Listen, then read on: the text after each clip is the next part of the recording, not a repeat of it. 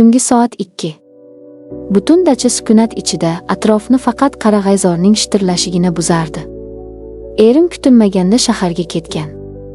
Men qo'shnimizning huvillab yotgan uyida yolg'iz uxlab yotgandim. Birdan eshik taqilladi. Ostonada o'g'limning 20 yoshli kursdoshi, ko'zlari olovdek yonib turgan yigit turardi. O'sha kecha chiroq o'chdi. Va o'sha zimziyo qorong'ulikda mening butun hayotim, o'tgan 20 yillik pokiza turmushim va kelajagim bitta dahshatli, ammo shirin xato bilan o'zgarib ketdi.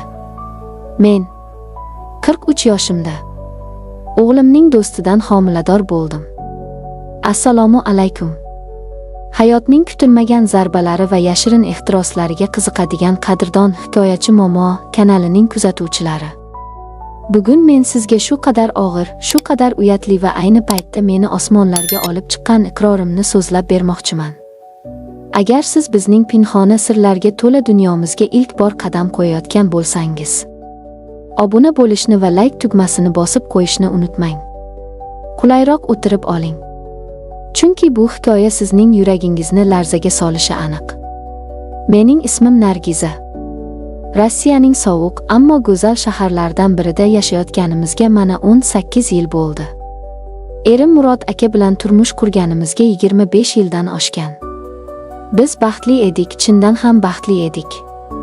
Erim yirik kompaniyalardan birida katta lavozimda ishlaydi, men esa uydaman, ba'zan tarjimonlik qilaman. Moddiy jihatdan hech narsadan kamimiz yo'q edi. Lekin bizning faqat bitta katta darmonimiz bor edi. 22 yoshli o'g'limiz bor. Lekin u tug'ilgandan keyin uyimizda boshqa chaqaloq yig'isi eshitilmadi. Men har doim qiz farzand orzu qilardim. Oyog'im yetmagan klinika, bormagan tabibim qolmadi. Qiziq joyi shundaki, analizlar, shifokorlar har doim bir xil javob berardi. Sizlar mutlaqo sog'lomsizlar, shunchaki kuting. Lekin yillar o'tar, mening umidlarim so'nib, o'rnimga faqat ko'z yoshlar qolardi. 40 yoshga to'lganimda men bu orzuni butunlay ko'mib yubordim. Erim mehribonlik bilan qo'y xafa bo'lma xotin. Nasib qilsa o'g'limiz uylanib, uyni nabiralarga to'ldirib yuboradi, derdi. Men ko'nikdim. Qaritig'lik sari qadam qo'ydim deb o'ylagandim. Ammo taqdir ustimdan qattiq kuldi. Yoz kunlari edi. O'g'limizning 20 yoshini shahar tashqarisidagi tabiat qo'ynida joylashgan dachamizda nishonlashga qaror qildik. Daryo bo'yi qalin qarag'ayzor. Havoning tozaligi odamni mast qilardi. O'g'lim o'zining universitetdagi o'rtoqlarini, biz esa oilaviy do'stlarimizni taklif qildik. Kunduzi hamma narsa ajoyib o'tdi. Shashliklar, musiqalar, qadah so'zlari. Yoshlar hammasi hazilkash, quvnoq bolalar edi. Kech tushganda kattalar shaharga tarqaldi. O'g'lim o'z o'rtoqlari bilan dachada yoshlar bazmini davom ettiradigan bo'ldi. Biz erim bilan ularga xalaqit bermaslik uchun qo'shni tatar oilasining dachasiga tunashga o'tdik. Ular uzoq muddatga ketishgan, kalitni bizga tashlab ketishgandi. Tun yarmi oqdi.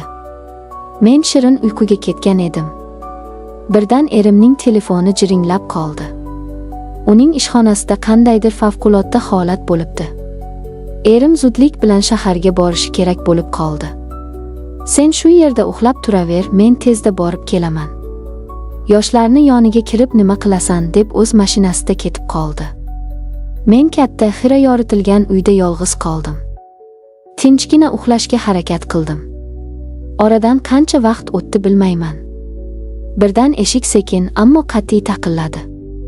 Cho'chib uyg'ondim. Ustimdagi yubka xalatni kiyib eshik tirqishidan qaradim. U yerda o'g'limning kursdoshi Asilbek turardi.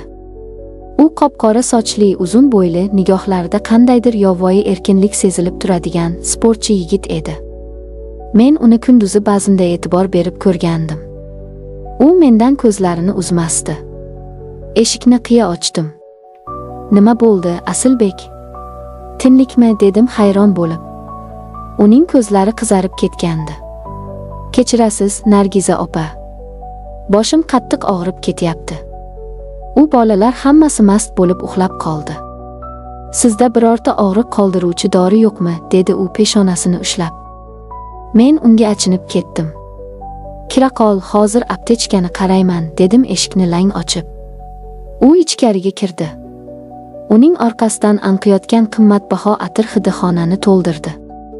Men sumkamni titkilayotgan edim. Birdan gumburlagan ovoz eshitildi-yu. Chiroq o'chdi. Shchit tashlab yuborgandi. Butun uy qop-qora zulmatga burkandi. Faqatgina derazadan tushayotgan xira oy nuri xonani biroz yoritardi. Kechirasiz. Dori, deb o'girildim. U menga shunday yaqin kelib qolgan ediki, nafasi to'g'ri bo'ynimga urilardi. Menga dori kerak emas, dedi u shivirlab. Uning ovozida shunday ehtiros bor ediki, mening oyoqlarimdan mador ketdi. 40 yoshdan oshgan ayol o'z o'g'lining do'sti oldida. Uning qaynoq qo'llari belimdan quchdi. Men yo'q demoqchi bo'ldim, qarshilik qilmoqchi bo'ldim. Lekin u meni shunday qattiq bag'riga bosdiki, yillar davomida erimdan ko'rmagan o'sha olovli ehtiros, o'sha yovvoyi xohish butun vujudimni kuydirib yubordi. O'sha tunda, zulmat ichida, men o'z g'ururimni, onalik hurmatimni butunlay unutdim. Men shunchaki ehtirosga taslim bo'lgan, aqlini yo'qotgan ayolga aylandim. Tong saharda u indamasdan chiqib ketdi. Men dahshat ichida qoldim. Nima qilib qo'ydim? Axir u o'g'limning do'sti-ku. Erim kelsa nima bo'ladi?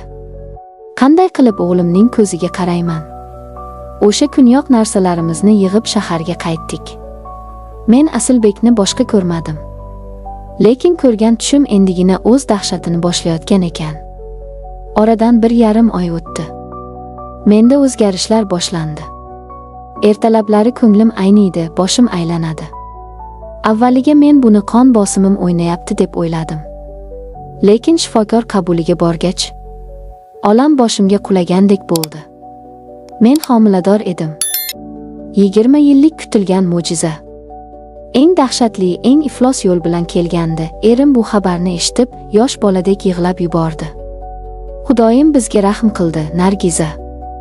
Men senga aytgandim, hammasi yaxshi bo'ladi deb meni quchoqlab osmonlarga sakratdi. U eng yaxshi klinikalarni kelishdi, ustimda pervona bo'ldi. Men tunda yostiqni tishlab qon yig'lardim. Qanday dahshat! Bu mening erimning bolasi emasligini, o'sha tundagi qorong'u xatoning mevasi ekanini faqat men bilardim. Homiladorligim yengil o'tdi. Va men uzoq kutilgan, pushti orzuyim bo'lgan qizchamni dunyoga keltirdim. Erim uni o'z jonidan ortiq yaxshi ko'radi. O'g'lim ham singlisini qo'lidan qo'ymaydi. Biz hammamiz baxtlimiz. Ammo bir kun telefonimga noma'lum raqamdan qo'ng'iroq bo'ldi. Go'shakni ko'tardim. Bu edi. Asilbek. Nargiza opa. Eshitdim, qizli bo'libsiz. Bu bola mendani, dedi u kinoya bilan. Men o'zimni muzlab qolgandek his qildim. Yuragim to'xtab qoldi. Yo'q. Adashyapsan. U mening erimning bolasi. Menga boshqa qo'ng'iroq qilma, deb telefonni o'chirib qo'ydim. Lekin har safar qizalog'imga qaraganimda mening qonim muzlab ketadi. Uning xuddi Asilbeknikiga o'xshash qop-qora, o'ynoqi ko'zlari, uzun-uzun kipriklari va o'sha dahshatli tunda ko'rgan qoshlari bor. Yaxshiyamki erim ham qora qosh, qora ko'zli inson. Hech kim shubha qilmaydi. Ammo mening ichimni qora ilon har kuni chaqadi. Agar bir kun kelib Asilbek mast bo'lib o'g'limga hamma narsani aytib bersachi, agar ertaga bolam o'sib butunlay o'sha yigitga o'xshab qolsachi, men bu sir ostida qanday qilib tirik yuribman o'zi? Aziz ayollar, opa-singillar, ehtiros bu lahzalik olov ekan. U bir soniyada sizga butun osmonni va'da qiladi, lekin butun umrga sizni jahannam olovida kuydirib tashlar ekan. Men o'z baxtimni yo'qotishdan o'lgudek qo'rqaman. Mening baxtim yolg'on, xiyonat va qo'rquv ustiga qurilgan qasrdan iborat. Siz mening qismatim haqida nima deb o'ylaysiz? Mening sirrim qachondir ochiladimi? Iltimos, izohlarda o'z fikringizni yozing. Sizning daldangizga, balki nafratingizga ehtiyojim bor. Agar shu og'riqli xato kimningdir ko'zini ochsa, men maqsadimga yetgan bo'laman. Kanalimizga obuna bo'ling va videoni tarqating. O'zingizni ehtiyot qiling. Xayr.